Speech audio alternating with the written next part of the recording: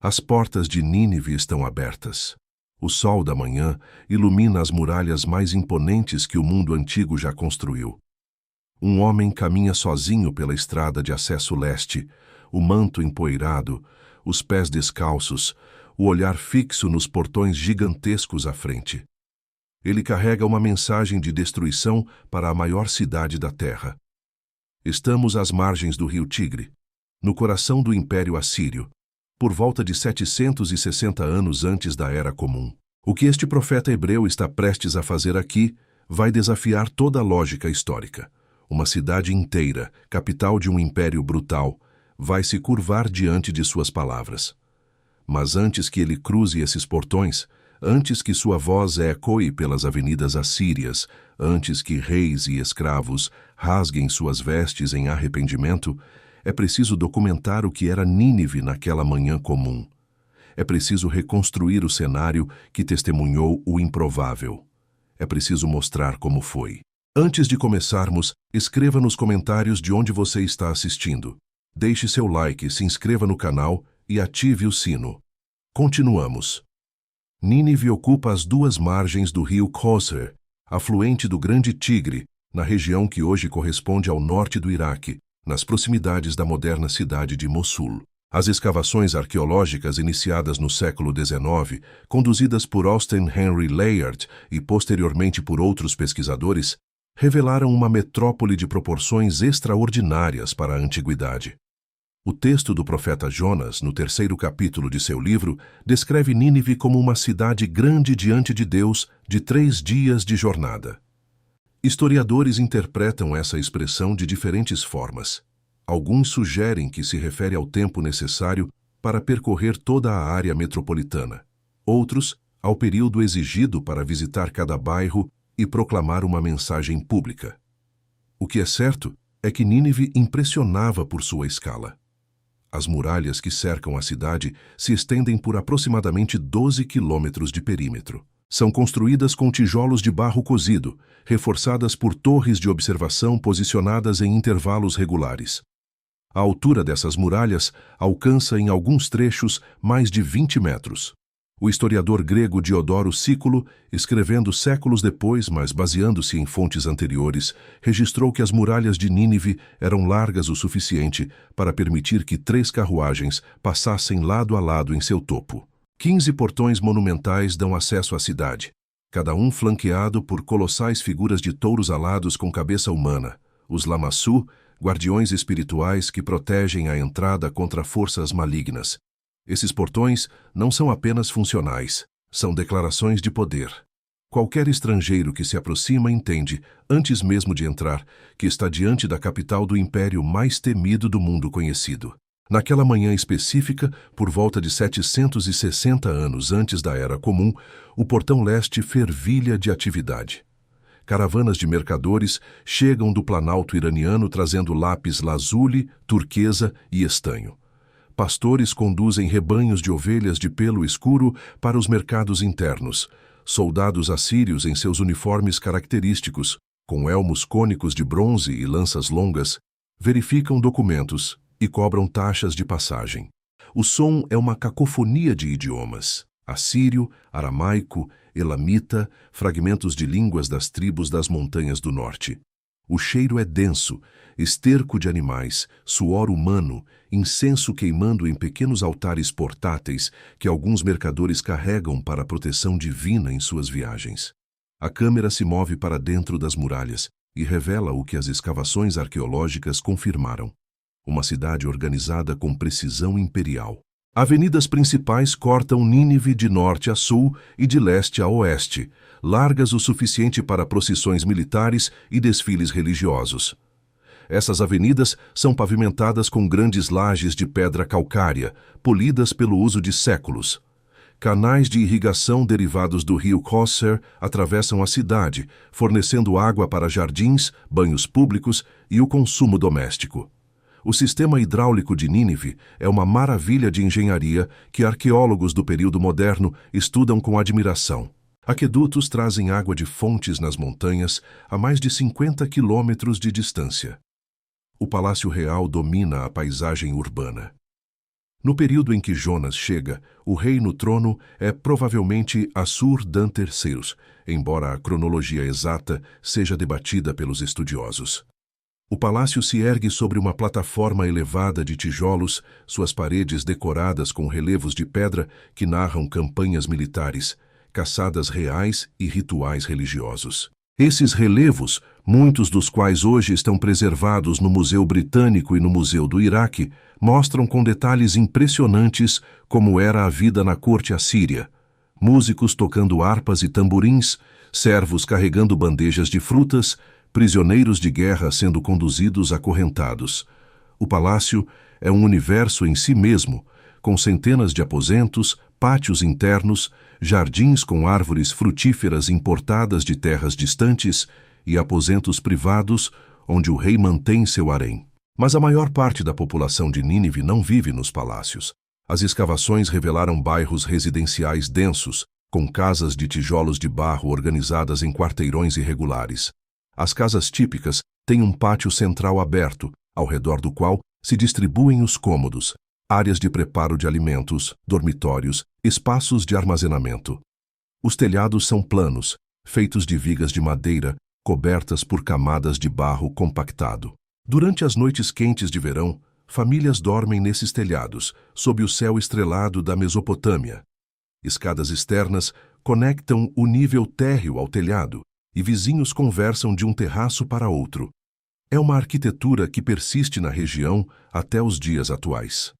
Naquela manhã, nos bairros residenciais, a vida doméstica segue seu ritmo. Mulheres moem grãos em pilões de pedra, produzindo a farinha que será transformada em pães achatados, assados em fornos de barro. Crianças correm pelas ruelas estreitas, jogando ossinhos de carneiro em um jogo que arqueólogos identificaram em diversos sítios mesopotâmicos.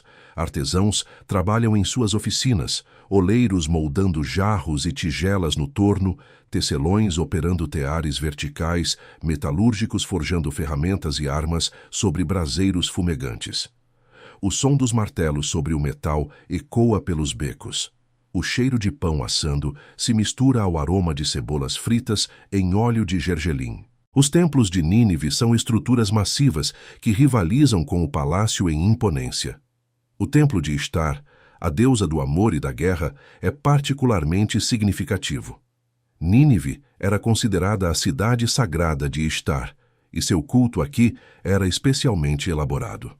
O templo se ergue sobre uma plataforma escalonada no estilo dos zigurates mesopotâmicos, embora em escala menor que os grandes zigurates de Babilônia ou Ur. As paredes são revestidas com tijolos esmaltados em azul, verde e dourado, formando padrões geométricos e figuras de leões, o animal associado à deusa.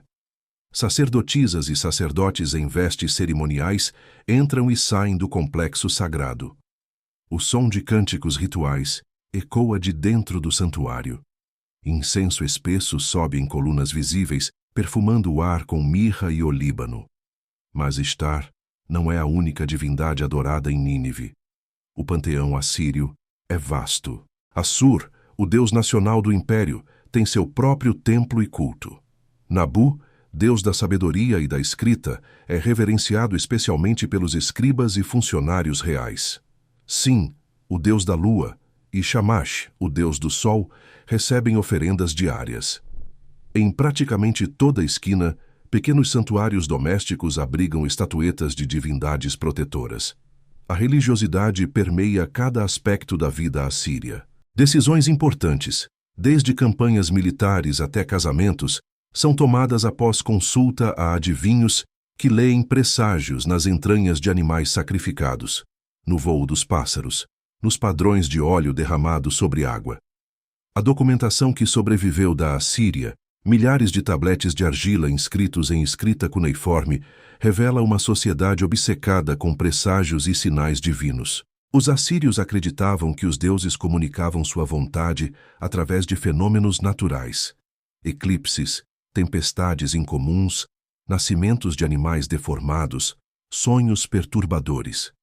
Uma biblioteca de presságios, precursora da grande biblioteca que Assurbanipal construiria um século depois, já existia em Nínive, catalogando milhares de sinais e suas interpretações. É uma sociedade que vive em constante diálogo com o sobrenatural, atenta a qualquer mensagem do mundo divino. E é precisamente isso que torna o que está prestes a acontecer tão extraordinário. Porque naquela manhã comum, nenhum presságio foi registrado, nenhum eclipse obscureceu o sol, nenhuma estrela cadente cruzou o céu noturno. Os adivinhos reais não alertaram sobre nenhum perigo iminente. A vida na maior cidade do mundo seguia seu curso absolutamente normal, completamente inconsciente de que um homem sozinho, um estrangeiro de uma nação pequena e frequentemente subjugada, caminhava em direção aos seus portões, carregando uma sentença de destruição. Jonas. O texto hebraico o identifica como filho de Amitai, da cidade de Gat-Hefer, na região da Galileia. O segundo livro de Reis, no capítulo 14, verso 25, menciona um profeta com esse nome que profetizou durante o reinado de Jeroboão II de Israel, o que situa sua atividade aproximadamente nesse período.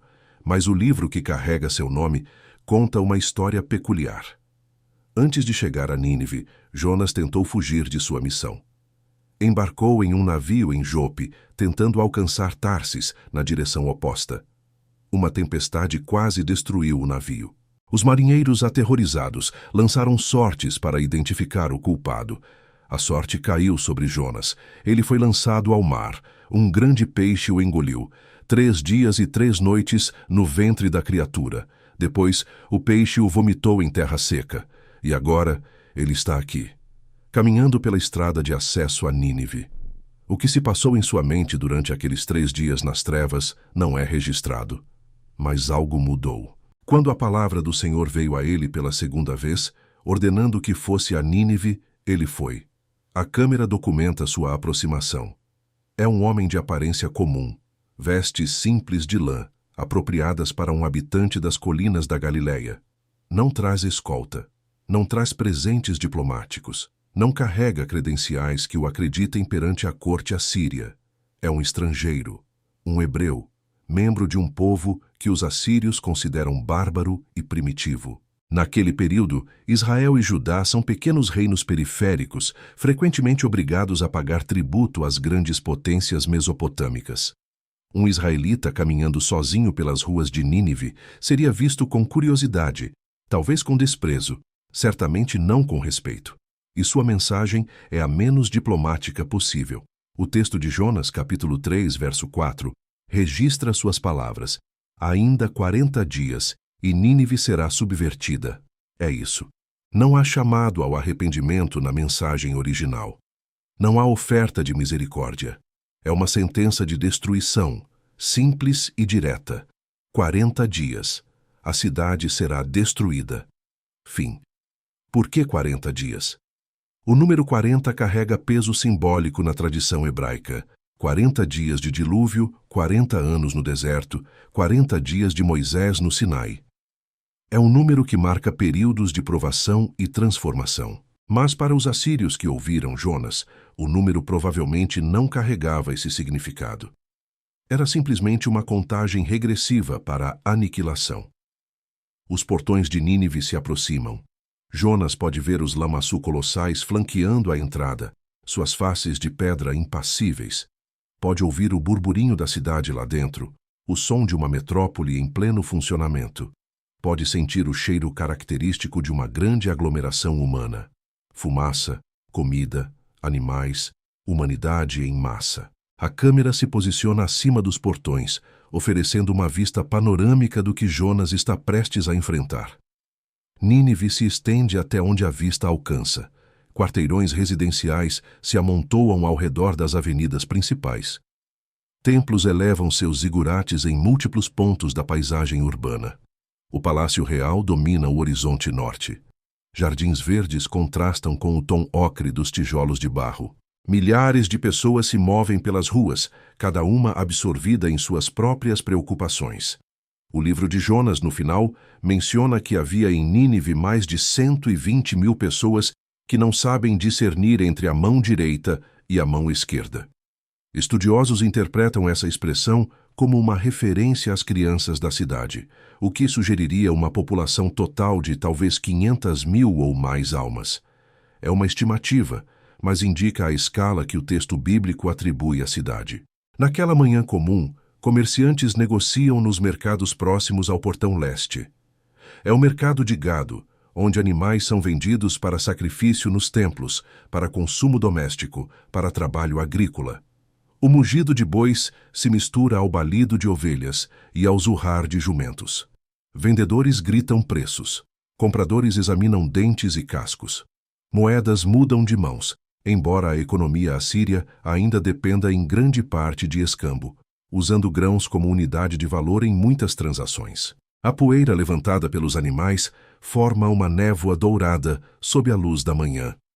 Em outro setor do mercado, artesãos vendem produtos acabados, tecidos coloridos com padrões geométricos, cerâmica decorada com cenas de caça, joias de bronze e cobre, algumas com incrustações de pedras semi-preciosas. Ferramentas agrícolas, foices, enxadas, arados, armas, punhais, pontas de lança, escudos redondos. Nínive é um centro de produção e comércio, e seus mercados refletem a riqueza do império. Em uma taverna próxima, homens bebem cerveja de cevada através de longos canudos de junco, segundo o costume mesopotâmico. A cerveja é turva, densa, mais nutritiva que embriagante na concentração normalmente consumida. Conversas tratam de negócios, de fofocas, de reclamações sobre impostos. Um soldado recém-retornado de uma campanha no norte conta histórias de batalhas, exagerando provavelmente sua própria bravura. Um comerciante lamenta os perigos das rotas de caravana, os bandidos das montanhas, as taxas cobradas em cada cidade de passagem, e em nenhuma dessas conversas há qualquer menção ao que está por vir, nenhum pressentimento, nenhuma inquietação. É uma manhã como qualquer outra na maior cidade do mundo. A câmera se desloca para o templo de Ishtar. No pátio externo, adoradores fazem fila para apresentar suas oferendas. Um mercador próspero traz um carneiro gordo, ornamentado com fitas coloridas, para sacrifício. Uma mulher de luto vestida de preto traz uma pequena estatueta de terracota como voto pela saúde de um filho doente. Um soldado traz uma porção de seu espólio de guerra, em agradecimento por ter sobrevivido à última campanha. Os sacerdotes recebem as oferendas com gestos rituais, pronunciando bênçãos em sumério arcaico, uma língua já morta como vernáculo, mas preservada nas liturgias, assim como o latim seria preservado na liturgia católica milênios depois. Dentro do santuário, acessível apenas aos iniciados, a estátua de Ishtar repousa em sua câmara sagrada. As descrições que sobreviveram falam de uma figura de ouro e pedras preciosas, vestida com roupas reais que são trocadas sazonalmente, alimentada com oferendas de comida colocadas diante dela em bandejas de prata. Para os assírios, a estátua não representa a deusa. A estátua é a deusa, ou pelo menos a habitação terrena de sua presença divina. Rituais diários de despertar, alimentação, vestimenta e recolhimento tratam a imagem como um ser vivo que requer cuidado constante. E é a essa cidade, dedicada a esses deuses, governada por esse sistema religioso elaborado, que Jonas traz sua mensagem de um Deus estrangeiro. Um Deus que os assírios não conhecem. Um Deus que não tem templo em Nínive, nem sacerdotes, nem estátuas, nem culto. Um Deus que, segundo o profeta, decidiu destruir a maior cidade do mundo em 40 dias. A audácia da missão é quase incompreensível. Jonas não tem exército, não tem poder político, não tem credenciais reconhecidas pelos assírios. É um homem sozinho, de um povo subjugado, proclamando a sentença de um Deus desconhecido contra a capital do império mais poderoso da terra. Em termos puramente humanos, é uma missão suicida. Os assírios eram conhecidos por sua brutalidade contra quem os desafiava. Os relevos de seus palácios mostram o tratamento dado aos inimigos: empalamento, esfolamento, decapitação, exibição de cabeças em estacas. Um estrangeiro pregando a destruição da cidade poderia esperar um destino semelhante. Mas Jonas caminha em direção aos portões. Seus pés levantam poeira da estrada. O sol sobe no céu. As muralhas de Nínive projetam sua sombra sobre ele enquanto se aproxima. A câmera documenta o momento em que ele cruza o limiar do portão. Os guardas assírios o observam com curiosidade desinteressada. É apenas mais um viajante, mais um estrangeiro entre milhares que passam por esses portões todos os dias. Ninguém o detém. Ninguém pergunta seu nome ou seu propósito. Ele entra. A primeira avenida se abre diante dele. O som da cidade o envolve. Vozes, passos, carroças, animais, marteladas de metalúrgicos, cânticos distantes dos templos. O cheiro é avassalador. Humanidade concentrada, incenso, comida, esgoto, perfumes caros misturados a odores de pobreza. As cores são intensas. Tijolos ocres, tecidos tingidos de vermelho e azul, o verde dos jardins, o brilho do bronze sob o sol. E então, em algum momento que o texto bíblico não especifica com precisão, Jonas abre a boca. Sua voz, a voz de um único homem em meio a centenas de milhares, começa a proclamar sua mensagem. Ainda 40 dias, e Nínive será subvertida. O que acontece a seguir desafia toda a probabilidade histórica. O texto de Jonas registra que a notícia chegou ao rei.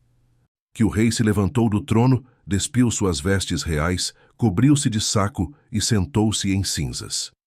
Que um decreto foi proclamado. Homens e animais deveriam jejuar, cobrir-se de saco, clamar a Deus, converter-se de seus maus caminhos. E que Deus, vendo o arrependimento genuíno, suspendeu a sentença de destruição. Uma cidade inteira, a capital do império mais brutal do mundo antigo. Curvando-se diante das palavras de um único profeta estrangeiro. Os historiadores debatem o que pode ter tornado os ninivitas receptivos àquela mensagem naquele momento específico. Algumas fontes assírias registram que o reinado de Assur-dan III foi marcado por calamidades, pragas, fome, eclipses solares que foram interpretados como maus presságios. É possível que a população já estivesse em estado de ansiedade espiritual, pronta para ouvir uma mensagem de julgamento divino. É possível que a reputação de Jonas, se rumores de sua história com o grande peixe o precederam, tenha emprestado credibilidade sobrenatural às suas palavras. Ou talvez a resposta de Nínive seja simplesmente o que o texto bíblico apresenta, um ato de misericórdia divina que transcende toda explicação natural. O que é documentável é o impacto. A cidade não foi destruída naquele momento. Nínive continuou como capital assíria por mais de um século, até sua queda final em 612 antes da Era Comum, diante de uma coalizão de babilônios e medos. Mas a história do arrependimento de Nínive ecoou através dos séculos. Jesus de Nazaré, 700 anos depois, citaria os ninivitas como exemplo de arrependimento genuíno, em contraste com a incredulidade de sua própria geração. A história sobreviveu não apenas nos textos hebraicos, mas na memória cultural de múltiplas civilizações. Hoje, as ruínas de Nínive jazem nas proximidades de Mossul, no Iraque. Os montes de Kuyundik e Nabi Yunus cobrem os restos da antiga cidade. O nome do segundo monte é significativo. Nabi Yunus significa profeta Jonas, em árabe. Uma mesquita e um santuário, danificados durante os conflitos recentes na região, marcavam tradicionalmente o local onde se acreditava que Jonas estava enterrado. A tradição local preservou, através de 2 milênios e meio e de múltiplas mudanças religiosas e culturais, a memória do profeta que veio a Nínive. As escavações continuam revelando aspectos da cidade que Jonas viu. Os portões monumentais, os palácios decorados, os templos de Ishtar e dos outros deuses, o traçado das ruas, os bairros residenciais, os canais de irrigação. Cada descoberta confirma a escala e a sofisticação da metrópole que o profeta enfrentou sozinho. E em algum lugar sob a terra do Iraque moderno, sob camadas de destruição e reconstrução, de conquistas e quedas de impérios, está o chão que Jonas pisou naquela manhã, a estrada por onde ele entrou, a avenida onde sua voz ecoou pela primeira vez. o lugar onde o impossível aconteceu. A câmera se afasta lentamente, mostrando Nínive de cima, como era naquele dia. Uma cidade vibrante, cheia de vida, inconsciente de sua sentença. E um homem pequeno, insignificante aos olhos do mundo, caminhando por suas ruas com uma mensagem que mudaria tudo. Este foi o momento. Este foi o lugar. Assim foi Nínive, minutos antes da pregação de Jonas. Se este documentário iluminou sua compreensão da história sagrada, inscreva-se no canal. Ative as notificações. Cada episódio é uma jornada ao passado para entender o presente. Deixe nos comentários que outros momentos bíblicos você gostaria de ver reconstruídos. Compartilhe com quem busca conhecer a história por trás da fé. Até a próxima reconstrução.